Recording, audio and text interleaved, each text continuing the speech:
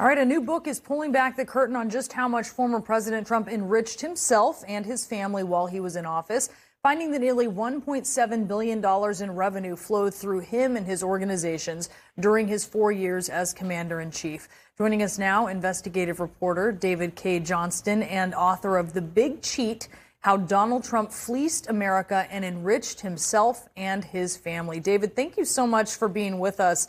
A really fascinating look here as you weave together all of these different data points to paint, I think, the most complete picture that we've seen of this. Tell us how much Donald Trump profited and how you were able to get to this number.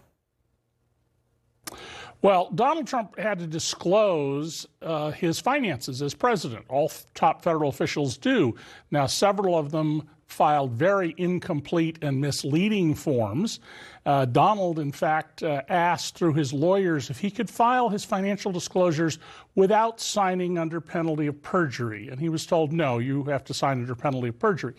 And of this more than $1.6 billion that flowed across the books of the Trump Organization and to Donald after expenses for those businesses, before expenses of those businesses, a lot of it came from the taxpayers. Donald did everything he could to make sure that the taxpayers were putting money into his businesses, hundreds of millions of dollars.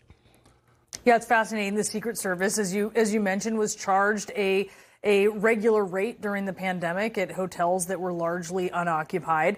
And, you also talk about just before the 2020 election and then on his way out the door with Stop the Steal fundraising, he rakes in $500 million. He spends less than $9 million on lawyers. The rest of that money he can use how? Oh, he can spend it on himself. And I expect that once he is indicted in Manhattan and perhaps other jurisdictions, a lot of that money will go to criminal defense lawyers. It's really fascinating. One of the examples that you highlight in his Stop the Steal profiteering that really stands out, I know that's why you focused on it, has to do with someone named Stacey Blatt of Kansas City. And this is someone who, as you mentioned, was ripped off by Trump's uncheck the box swindle. So you said, well, in hospice care, Blatt heard Rush Limbaugh tell his radio audience that the Trump 2020 campaign needed money urgently. Blatt gave $500, half of his monthly income, via WinRed, a commercial enterprise that Trump used to process gifts.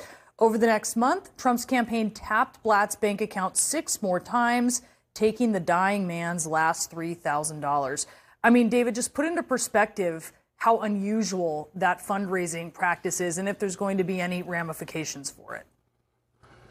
Well, essentially, they were stripping people of their assets as fast as they could because they were running out of money in the campaign. It ought to be treated as a criminal matter. I don't expect it to, just as I show in the book how Trump put our national security at risk with the efforts of his son-in-law to refinance 666 Fifth Avenue in New York. And we became in the bizarre position of the President of the United States attacking Qatar, where we have our most important military base in the Middle East, and aiding the Saudis, who did end up ultimately helping the Kushner family. The profiteering that went on here, particularly by Jared Kushner and Ivanka Trump, is just extraordinary, and in any previous administration would have been dominant front page news day after day after day, and yet a lot of this was sort of lost in the background, Brianna. Yeah, and you make it clear, look, this was not obviously to the benefit of the United States and its position in the world. It was to the benefit of the Trump family for sure. David Cay Johnston, fascinating read. Thank you so much for being with us. Thank you.